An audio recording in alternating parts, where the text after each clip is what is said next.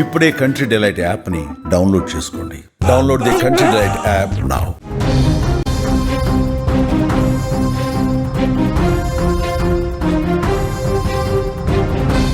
అనుభవం ఉన్నవారు పనిచేసే విధానానికి, అనుభవం లేనివారు పనిచేసే విధానానికి చాలా తేడా ఉంటుంది.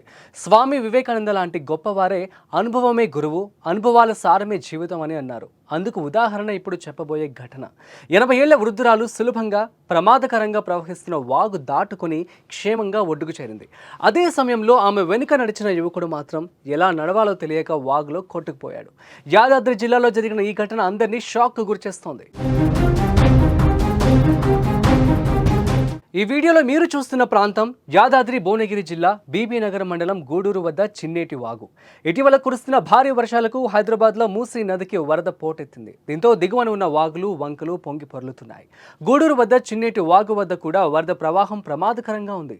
రోడ్డుపై రాకపోకలకు అవకాశం లేకుండా పోయింది. అయితే రోడ్డు దాటేందుకు ఓ అవ్వ సాహసమే చేసింది.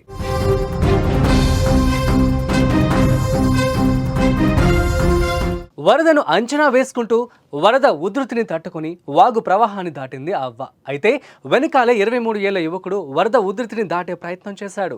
సునాయాసంగా ఆమె వాగును దాటి వెళ్ళగా అతడు మాత్రం వరద అంచనా వేయలేక బలైపోయాడు. వరద ఉధృతికి కొట్టుకుపోయాడు. ఇదంతా అక్కడ అందరూ చూస్తుండగానే జరిగిపోయింది. కానీ అక్కడున్నవారు కూడా అతడిని కాపాడేందుకు అవకాశం లేకుండా పోయింది. బాధితుడు హైదరాబాద్లోని నాచారంకు చెందిన గుండె నరేష్గా గుర్తించారు. గల్లంతైన నరేష్ కోసం అధికారులు గాలింపు చర్యలు చేపట్టారు.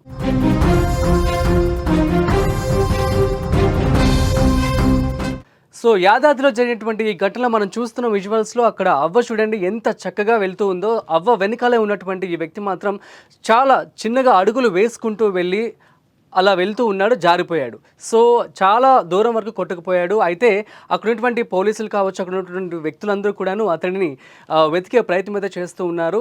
సో జేసీబీలతో, అదేవిధంగా అక్కడ ఉన్నటువంటి గజ ఈతగాళ్లతో పోలీసులందరూ కూడా కలిసి తనని వెతికే ప్రయత్నం అయితే చేస్తూ ఉన్నారు.